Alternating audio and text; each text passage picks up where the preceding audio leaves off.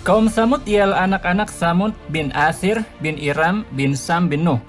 Mereka adalah anak-anak dari paman-paman Ad bin Aud bin Iram. Mereka tinggal di Hijr, sebuah tempat di antara Syam dan Hijaz. Ketika Allah Subhanahu wa Ta'ala telah menghancurkan kaum Ad dan kota Iram, maka Allah menggantikan posisi mereka dengan kaum Samud. Mereka pun berkuasa dan berkembang menjadi sebuah peradaban baru yang makmur dan kuat.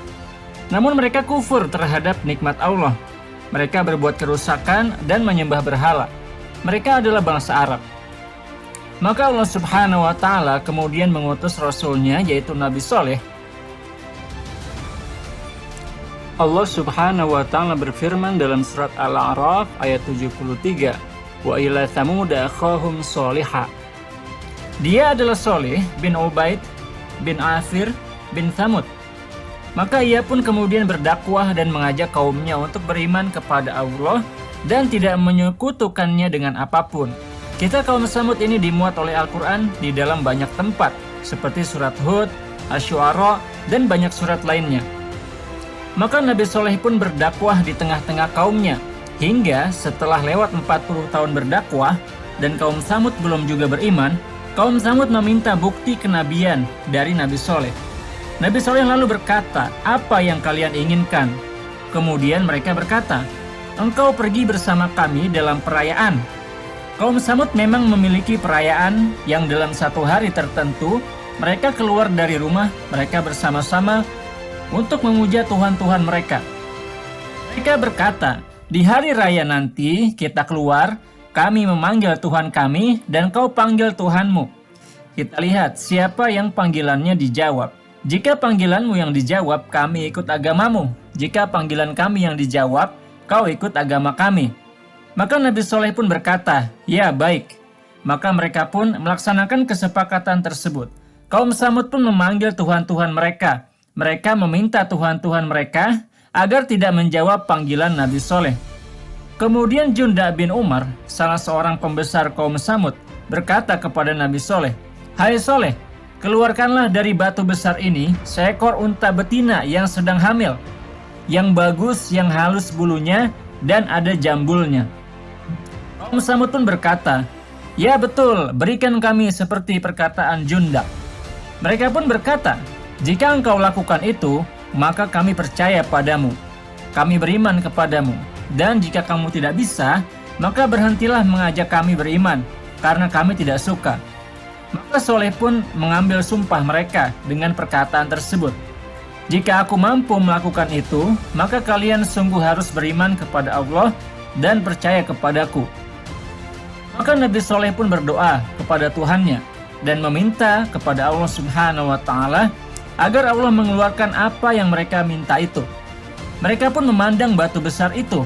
Ketika Nabi Soleh berdoa kepada Tuhannya, batu itu bergoyang seperti unta yang melahirkan anaknya. Maka muncullah unta seperti yang mereka minta, seekor unta dengan bentuk yang sempurna dan besar. Disebutkan bahwa lebarnya dari satu sisi ke sisi yang lain 122 ziro. Satu ziro kurang lebih sama dengan setengah meter. Jadi unta ini besar sekali, lebarnya sekitar 61 meter. Unta besar itu pun berjalan di tengah-tengah kaum Samud, kemudian bergerak mencari rumput. Maka Nabi Soleh berkata, sebagaimana diabadikan dalam Al-Quran, "Hadhihi naqatullahi lakum ayah, fadharuha ta'kul fi ardillah, wa la tamassuha bisu'." Ini adalah unta Allah sebagai bukti bagi kalian. Maka biarkanlah dia berjalan dan makan di tanah Allah, dan jangan kalian berbuat buruk kepadanya. Jika kalian lakukan, kalian akan ditimpa azab yang pedih. Unta ini pun diberi minum oleh kaum Samud. Ketika unta ini minum, tubuhnya membesar dan minumnya sangat banyak. Dia terus minum hingga kenyang. Unta ini digembala satu hari dan dia minum di hari yang lain. Dan saat waktunya tiba, unta tersebut mengeluarkan susu yang sangat banyak. Susunya mengalir deras, dan kaum Samud menampung semuanya di dalam wadah dan bejana. Susu ini pun dibagikan secara adil kepada semua kaum Samud. Allah Subhanahu wa Ta'ala berfirman dalam surat Al-Qamar ayat 28, "Wa nabbihum annal ma'a qismatun bainahum kullu syirbin muhtadar. Dan beritahu mereka bahwa airnya akan dibagikan kepada mereka, setiap kelompok akan kebagian. Kebagian memberi air minum untuk unta dan kebagian susunya. Susu yang dikeluarkan unta betina ini sangat banyak dan jumlahnya sama dengan air yang dia minum. Maka berimanlah Junda bin Umar dan juga sebagian kaumnya dari keluarganya. Para bangsawan dan pembesar kaum Samud juga ingin beriman, namun dilarang oleh Zawab bin Amru bin Bashar dan Al-Habbab yang memiliki banyak berhala, dan Rubab bin Som'ir yang merupakan seorang dukun. Mereka adalah para pembesar, dan mereka pun memaksa kaum Samud yang sudah masuk Islam untuk kembali murtad. Meskipun demikian, tetap ada orang-orang yang beriman dari kaum Samud dan setia menemani dakwah Nabi Soleh. Akhirnya unta tersebut tetap hidup di tengah-tengah kaum Samud. Namun, ada beberapa orang yang tidak suka dengan unta tersebut, karena unta tersebut minum air sangat banyak, sehingga hewan-hewan ternak menjadi takut dan tidak bisa minum. Hal ini membuat sebagian kaum Samud merasa bahwa keberadaan unta betina besar itu merugikan hewan-hewan ternak mereka. Padahal mereka juga menikmati air susu yang banyak dari unta betina tersebut. Maka sekelompok orang dari kaum Samud membuat rencana untuk membunuh unta tersebut. Yang merencanakan pembunuhan unta ini antara lain adalah dua orang perempuan jahat yang ada di dalam kaum Samud. Mereka adalah Anizah binti Ghanam. Dia adalah istri dari Zawab binti Umar. Dia adalah perempuan tua yang memiliki banyak anak-anak perempuan cantik. Dan satu lagi ialah Soduk binti Muhiyya. Dia adalah perempuan kaya dan salah satu yang paling memusuhi Nabi Soleh. Sebenarnya Soduk binti Muhiyya memiliki suami yang baik, bernama Sonim bin Harawah. Dan Sonim bin Harawah ini beriman kepada Nabi Soleh.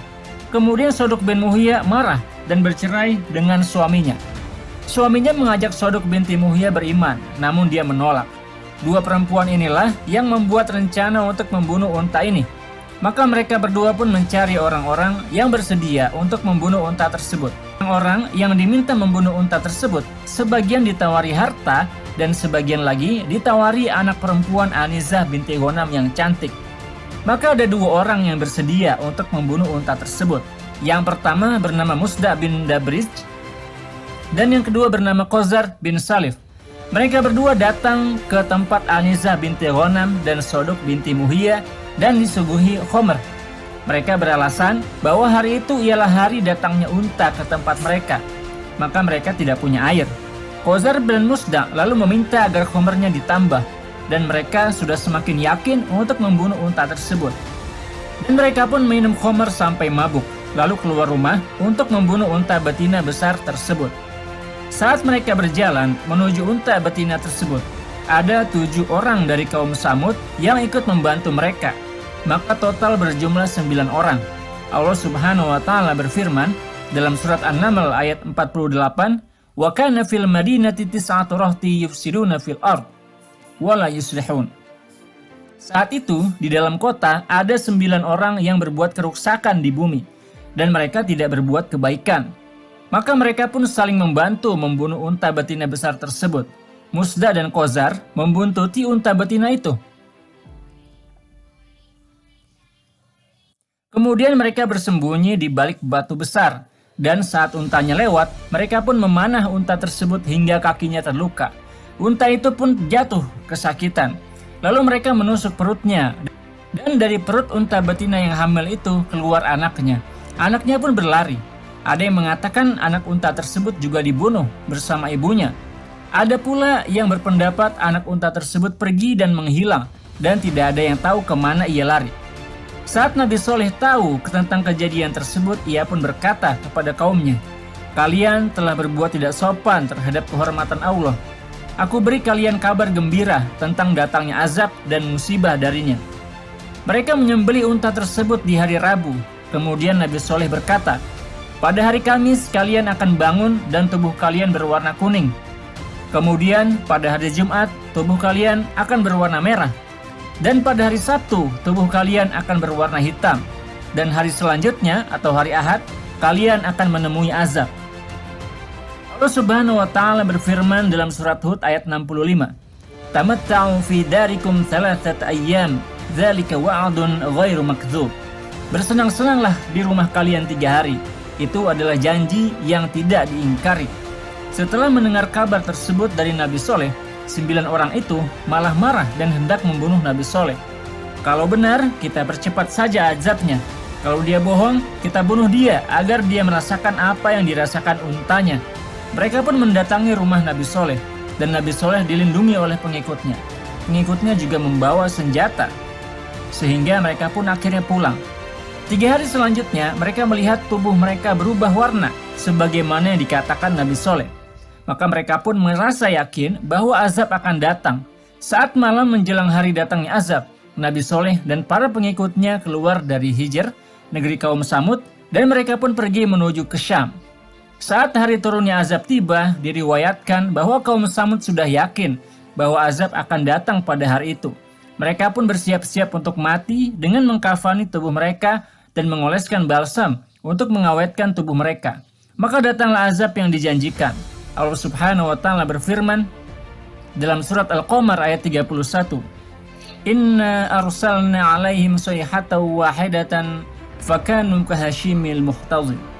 Sesungguhnya kami mengirimkan kepada mereka satu tiupan, maka mereka pun menjadi seperti batang-batang pohon yang patah, kering dan mati. Ada beberapa pendapat tentang azab yang menimpa kaum Samud. Al-Khatib Al-Baghdadi berpendapat bahwa azab kaum Samud ialah api yang keluar dari tanah. Maka mereka pun mati di tempatnya masing-masing.